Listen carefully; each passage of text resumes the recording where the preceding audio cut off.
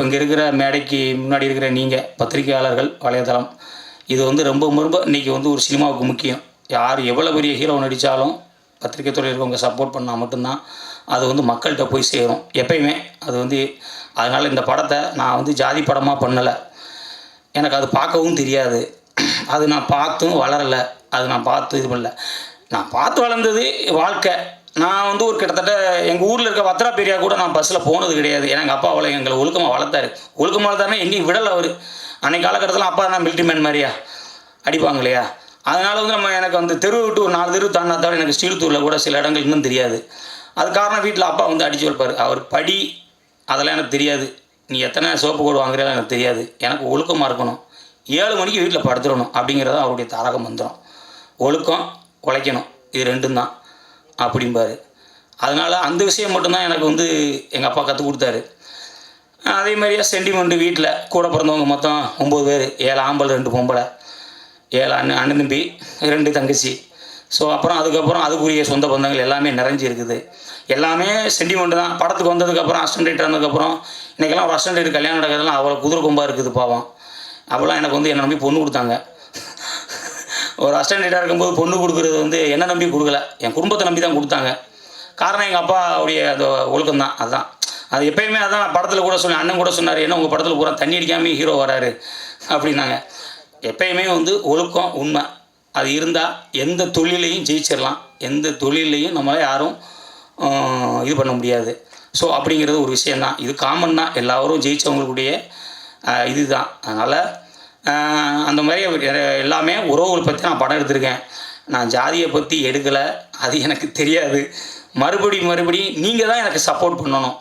என்ன காரணம்னா நான் வேணால் மாறுறதுக்கு முயற்சி பண்ணிக்கிட்டு இருக்கேன். அதுக்கு ஒரு ப்ரொடியூசர் நேட்டிவிட்டி நான் சார்ட்ட சொல்லிகிட்டே இருக்கிறேன். சார் வந்து ஒரு சிட்டி படம் பண்ணுவோம் சார், தயவுசெய்து சார் என் கலரை மாற்றுங்க சார், எனக்கு கலர் அடிச்சு விட்டாங்க, எனக்கு அந்த கலர்லாம் வேணாம், அதில் விரும்பவும் இல்லை, அதனால தயவுசெய்து நீங்கள் வந்து எனக்கு ஒரு சிட்டி படம் பண்ணி கொடுங்க அப்படின்னு. அதெல்லாம் வேண்டானே, நேட்டிவிட்டி பண்ண தானே ஆள் இல்லை, நீங்கள் நேட்டிவிட்டி பண்ணுங்கள் அப்படின்னு சொல்கிறாங்க.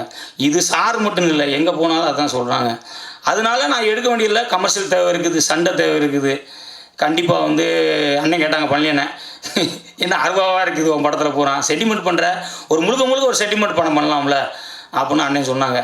எல்லாருமே இந்த விஷயங்களை சொல்லிக்கிட்டு தான் இருக்கிறாங்க. அது எனக்கு வந்து சில இதுப்படுது. பட் கமர்ஷியலுக்கு சில விஷயங்கள் நான் வந்து சண்டை வைக்கணும், எமோஷனல் வைக்கணும், ஒரு ரத்தம் சதவீதமாக தான் இன்றைக்கி ஒரு படம் பண்ண முடியும். ஒரு நேட்டிவிட்டி எடுத்துக்கிட்டால் இன்றைக்கி வந்து முழுக்க ஒரு சென்டிமெண்ட் படம் பண்ண முடியாது. கொஞ்சம் பிசுறுனா ட்ராமான்றுவாங்க, சீரியல்ன்றுவாங்க. அதான் சீரியலில் ஹவர்ஸுக்கு போட்டுக்கிட்டு இருக்காங்களா, 1/2 hour ஒரு தடவை அப்படின்வாங்க. அந்த பயமும் இருக்குது. அதனாலேயே நான் வந்து சென்டிமெண்ட்டை ரொம்ப வைக்க மாட்டேன். சென்டிமெண்ட் வைக்க மாட்டேன்னா அழுகிறத வைக்க மாட்டேன். பட் கதை முழுக்க குடும்பம் ஒரு குடும்பம் சார்ந்து தான் இருக்கும்.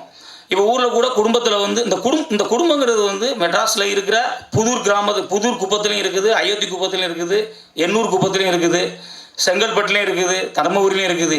எல்லாருமே இங்கே வந்து உறவுகளை சுற்றி தான், உறவுகளுக்காண்டி தான் நம்ம வாழ்ந்துக்கிட்டு இருக்கோம். உறவுகளை வச்சு தான் வாழ்ந்துக்கிட்டு இருக்கோம். ஸோ அதில் வந்து அதுக்கப்புறம் வெளியே வரும்போது ஃப்ரெண்ட்ஷிப்பு அது வந்து வீடு வரையே வரும். வீட்டுக்குள்ளே போனதுக்கப்புறம் மறுபடியும் உறவு தான். ஸோ இங்கே வந்து உறவுகள் மட்டும்தான் ரொம்ப ஸ்ட்ராங்காக இருக்கணும். இருந்தால் மட்டும்தான் தவறுகள் நடக்காதுங்கிறது அது நடக்காதுங்கிறது தான் அந்த நம்பிக்கை. அந்த நம்பிக்கை தான் இதுக்கு முன்னாடி எல்லாமே நடந்திருக்குது.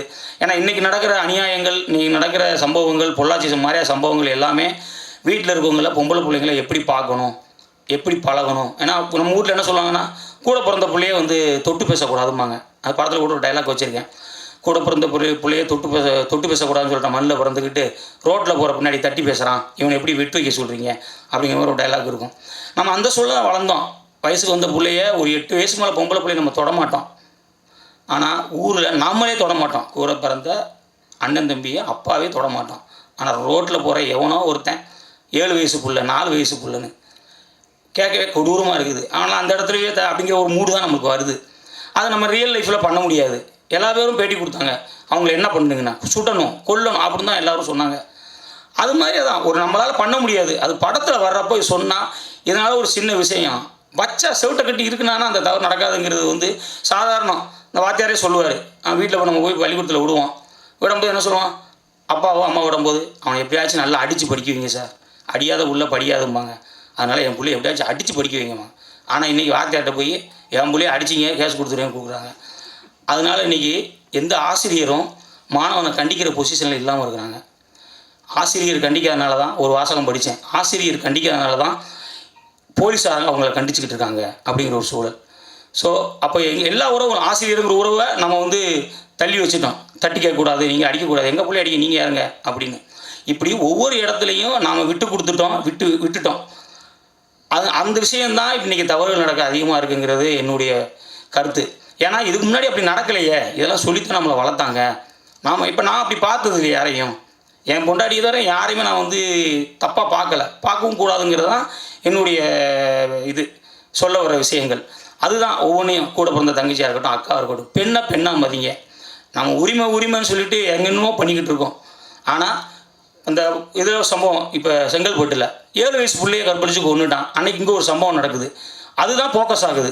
அந்த பொண்ணுக்கு பாதிக்கப்பட்டது யாருக்குமே தெரியலை. அதை ஒரு தவறை மறைக்கிறதுக்கு இன்னொரு தவறை இந்த பக்கம் ஃபோக்கஸ் பண்ணுறாங்க. அது என்னன்னே தெரியல. ஸோ வந்து அந்த மாதிரி விஷயங்கள். அந்த 13 வயசு புள்ள வீடு புகுந்து 7 மணிக்கு பட்ட பகலில் காலைல 7 மணிக்கு நடக்குது. நம்ம ஊரில் தான் நடக்குது. பெண்ணியத்தை பற்றி பேசுகிற ஊரில் தான் நடந்துக்கிட்டு இருக்குது. ஸோ இந்த மாதிரி விஷயங்களை பார்க்குறப்போ நம்மளுக்கு கோபம் வருது. அந்த கோபத்தோட வெளிப்பாடு தான் வெற்றி. அந்த வெற்றி கேரக்டர் நான் அப்படி தான் இது பண்ணியிருக்கிறேன். தப்பு செஞ்சால் கேளுங்க, ஃபஸ்ட்டு கேளுங்க, நடக்கலைன்னா அடிங்க, வேறு வழி கிடையாது. ஒன்று உடைக்கணும், இல்லை அடிக்கணும் அப்படிங்கிற ஒரு விஷயத்த சொல்லியிருக்கேன். இது வன்முறையை தூண்டுற விஷயம்லாம் கிடையாது. இது என்னடனா நம்ம பக்குவமாக பேசுகிறோம், வேறு வழி என்ன பண்ண சொல்கிறீங்க, ஏதாவது ஒன்று பண்ணணும்ல. மீறினா புரட்சி மாரி ஒன்றும் கூடணும், இப்போ கூட விட மாட்டேங்கிறாங்க. இப்படி ஒவ்வொரு விஷயத்தையும் நம்மளை ஏதோ ஒன்று பண்ணிக்கிட்டே இருக்கிறாங்க. திடீர்னு அரசியல் பேசுகிறானே அப்படின்னு எதுவும் ஃபீல் பண்ணிக்கிற வேணாம். ஏன்னா அரசியல் இல்லாமல் நம்ம எதுவுமே கிடையாது. அதுவும் ஒன்று இருக்குது. அதனால் தேவராட்டம் ஜாதி படம் கிடையாது. அந்த அரசியலுக்கு வந்துடுறேன். ஜாதி படம் கிடையாது. ஸோ என் கேரக்டரு வந்து அருவா கலாச்சாரங்கிறது இல்லை, சண்டைங்கிறது படத்துக்கு தேவைப்படுது. அதனால நான் வந்து சண்டை வச்சுருக்கேன். ட்ரெய்லர் ஒரு பரபரப்பாக இருக்கணும் அப்படிங்கிறக்காண்டி தான் அந்த சண்டை காட்சிகள் கொஞ்சம் அதிகமாக பயன்படுத்தியிருக்கேன். அதை வேணால் வர்ற படங்களை கொஞ்சம் குறைச்சிக்கிறேன். இது மறுபடியும் என்னென்னா என்ன முத்தையா அப்படின்னாலே ஜாதிங்கிறாங்க. அது இல்லை, முத்தையானா உறவுங்கிற ஒரு விஷயம் வரணுங்கிறக்காண்டி தான் நான் ஒவ்வொரு படத்துலையும் உறவு முறையை மையப்படுத்தி அது வைக்கிறேன். அது வந்து வேறு ஏதோ ஒரு சூழலில் வந்து பின்புலம் அது வந்து அமைஞ்சிருது. நான் என்னென்னா இதில் ஏதாச்சும் ஒரு பிரச்சனை இருந்துச்சுன்னா நான் வந்து யாராச்சும் நான் 2 பேர் என்னை வந்து கொடி வீரலில் சொன்னாங்க, நீங்கள் வந்து சிலையை வச்சு நீங்கள் வந்து கேவலப்படுத்திருக்கீங்க அப்படின்னு. அதாவது இன்றைக்கி எனக்கு சப்போர்ட்டாக இருக்குன்னு சொல்கிற ஒரு இதுலேருந்து எனக்கு எதிர்ப்பு வந்துச்சு. அது என்னடானா நான் சொன்னேன், என்னங்க நீங்கள், நான் 2 விஷயம் சொல்லியிருக்கிறேன். இங்கே யாரும் பிரியாணிக்கு ஒரு பக்கம் கூடுச்சுன்னா பெருமைக்கு ஒருத்தன் கூடுறான். தமிழ்நாடு நடக்கிறது என்னது, பெருமைக்கு ஒருத்தன் கூட்டத்தை கூடினானா அப்புறம் வந்து வறுமையை காட்டி ஒருத்தன் ஒரு கூட்டத்தை கூட்டுறான். இப்போ பெருமைக்கும் வறுமைக்கும் தான் நம்ம தமிழ்நாட்டில் வச்சுருக்காங்க. இது அந்த காலத்துலேருந்து வெள்ளை கையாண்ட விஷயம். ஸோ அதை படிச்சுருக்காங்க. அதை தான் சொல்லியிருக்கேன் அப்படின்னு சொல்லிட்டு ஒரு விஷயம் சொன்னேன். இந்த எதிர்ப்பை கூட நான் ஏதாச்சும் சமாளிச்சுக்கிடுவேன்.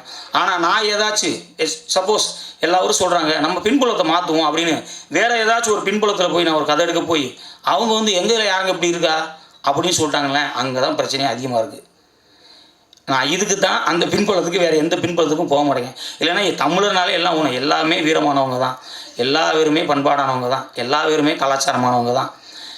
ஏதாவது குப்பத்தில் என்ன ஸ்லாங் வேணால் மாறும், மெட்ராஸ் பாசம் வரும். முறத்தை வந்து நம்ம ஊரில் சொல்லவும்பாங்க, மதுரை பக்கம் இங்கே முறம்பாங்க. இப்படி ஒவ்வொரு வாசகம் வேணால் மாறும், ஒவ்வொரு வார்த்தைகள் வேணால் மாறும் இல்லையா. பட்டு பாசம், சென்டிமெண்ட்டு, உறவுகள் எல்லாமே எண்ணூர்லேயும் ஒன்று தான், குன்னூர்லேயும் ஒன்று தான், எங்கள் ஊர் குன்னூர்லேயும் ஒன்று தான். அதனால் ஸோ நான் உறவுகளை பற்றி மட்டும்தான் பேசுகிறேன். அதனால் தயவுசெய்து என்னை வந்து இந்த அடப்புக்குள்ளே நீங்கள் தான் எனக்கு சப்போர்ட் பண்ணணும். அதுக்குள்ளே என்னை நீங்கள் கொண்டு போகாதீங்க. நான் விரும்பலை, தயவுசெய்து அந்த கலருக்குள்ளே நான் போக விரும்பலை. அதனால் என்னை நீங்கள் சப்போர்ட் பண்ணி, இந்த படம் உறவை பற்றி தான் பேசுது.